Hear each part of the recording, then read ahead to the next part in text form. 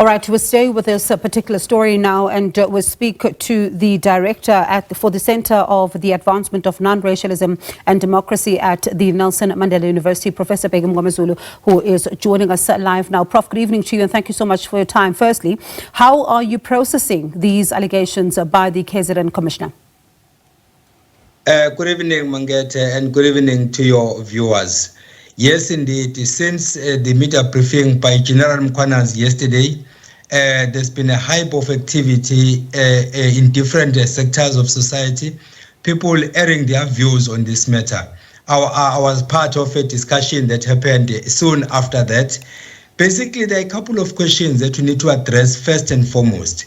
The first question is, did General Mkhwanazi say things that we didn't know of altogether? Or did he, in fact, make us make sense of what we've always known all along? I'm asking this question because in 2021, when there were these unrest in KwaZulu-Natal and Gauteng, one would have expected that we should have upped our game as a security cluster. I don't think that happened. And then secondly, on many occasions, we hear that 6 police officers have been arrested by some of their own.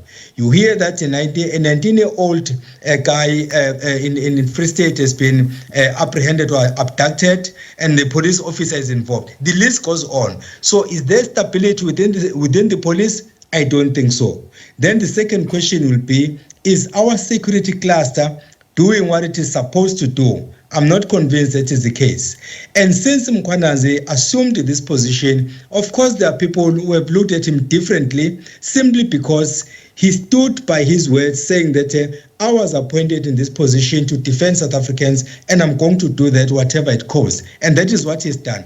I admire him for that. So when you then look at the issues within the SAPS, and of course you speak about the officers themselves who would have then been, accused to be on the wrong side of the law and then, now being put behind bars by some of their own. But I'd like us to also look deeper into the issue, particularly when you think about what has been happening in front of our eyes with crime intelligence, for example. You think about, for example, former crime intelligence boss, Richard Mhluli. Then you take it back to, the late Bheki Slebi. Then you take it to that public fight that we saw with the former police commissioner, that's General Ketlas Tole, with the then police minister, Bheki. There's been a lot that has been happening in the upper echelons of the South African Police Service. In your view, what is causing this destabilization within not just the top, but also the bottom of the police service? Sispongo, I like your question. If I'm a father in a family and I have 5 kids, and these 5 kids are misbehaving, they are fighting amongst one another, who is to blame? Are you going to blame the kids for fighting amongst one another? Or are you going to blame me as a parent for not teaching the kids how they should treat themselves? I think the latter is the case. So my answer, therefore, is that the security cluster is not law on its own, but it reports somewhere. If we say the president of a country is the commander-in-chief of all armed forces, we're including the police. So then the question then becomes, if this is happening and it's happening continuously, what action has the president taken? What action has the deputy president taken to try and contain the situation before General Mkhwanazi could then, out of frustration, say, this is what is happening? We shouldn't be where we are, honestly. Then it means that there is something that is not going well here. It's either the president is not briefed as regularly as should be the case, or the president is being briefed or is given wrong information or is not being briefed at all. I don't know what is happening. I'm not in the presidency. I'm not the president's advisor, nor am I the deputy president's advisor, but something is amiss here. And then it's just that we'll only keep on guessing based on what we see and what we hear. But people are going to answer us are the people who are the incumbents. So if you were to sit with the president right now and he says, advise me on what to do, what would you say? The first thing would be basically, I'm a historian by training, by the way. I'm a historian and a political scientist. Before you come up with a solution, you try to find out how did you get to where you are. The first thing we need to do is to look at what has happened in the past. You comb the past, including the event I referred to, the 2021 unrest in KwaZulu-Natal and Gauteng, which happened when we had the security cluster in place, and it failed to pick it up and it failed to prevent it. What did we do wrong at that point? Then you tick those boxes. Then what have we done since then? You have a list. And then you try to look at where the weaknesses are. If the problem is that you have employed the wrong people, then invoke meritocracy and employ people based on their requisite skills and knowledge, not necessarily because of their political connections or anything of that nature. That is the first thing you do. You don't bring me because you like me, or you don't leave me out because you hate me. The country comes first. So if I advise the president, I would say, Mr. President, look at what has happened and then draw lessons from those and then try to map the way forward so that we don't repeat the same mistake 5 times without getting any solution. That would be unwise. So in the moment then, is the police minister remaining on the job, or do you put him on suspension? Especially because now you're saying that you are looking at the perception, you're managing the public perception, but at the same time, you are trying to instill confidence in this battered institution that its image is now still again under scrutiny. So does the police minister still need to be on the job right now, or should he be suspended pending the outcome and all the others that would have been named here? Let's look at a real situation and then let's look at an ideal situation.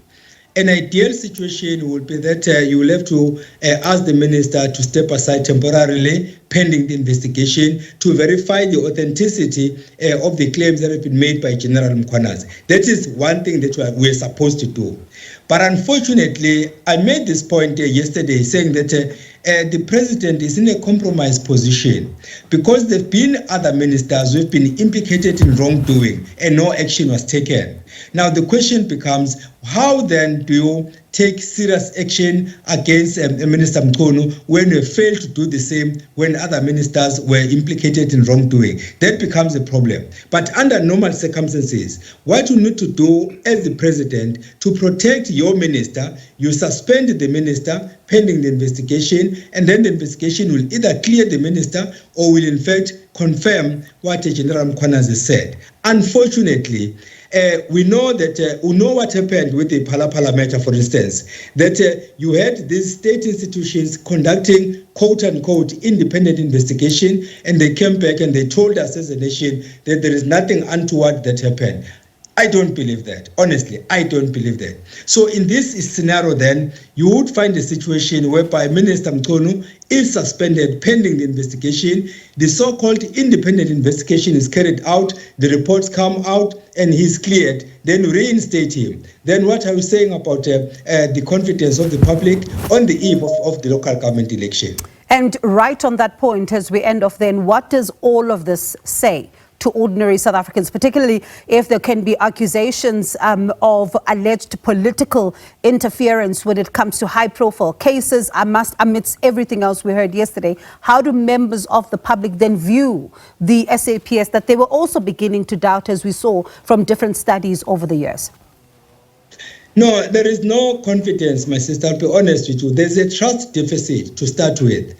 Members of the public don't trust the police as a sector, but there are police officers who are doing their job the way they are supposed to do. The likes of Mkhwanazi are doing what they're supposed to do. When there are criminal activities, they come in and act. But then some of the people in South Africa, including those who are concerned about human rights, and then of course they do that selectively, they will say no, but these suspects also have rights. Unfortunately, that is the language we use. I can take a gun, kill someone in front of everyone, I'll be called a suspect. What is a suspect?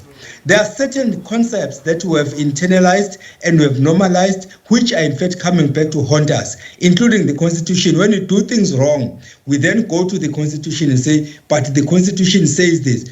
Of course, the Constitution was crafted in a particular historical moment. Things have happened. Have we not learned lessons in the past? Why are we not amending those sections of the Constitution that make the country ungovernable? Those are the critical questions that we need to ask as a nation. Professor Bheki Mngomezulu, appreciate your time this evening. Thank you so much for talking to us. That was the director at the Center for the Advancement of Non-Racialism and Democracy at the Nelson Mandela University, Professor Bheki Mngomezulu.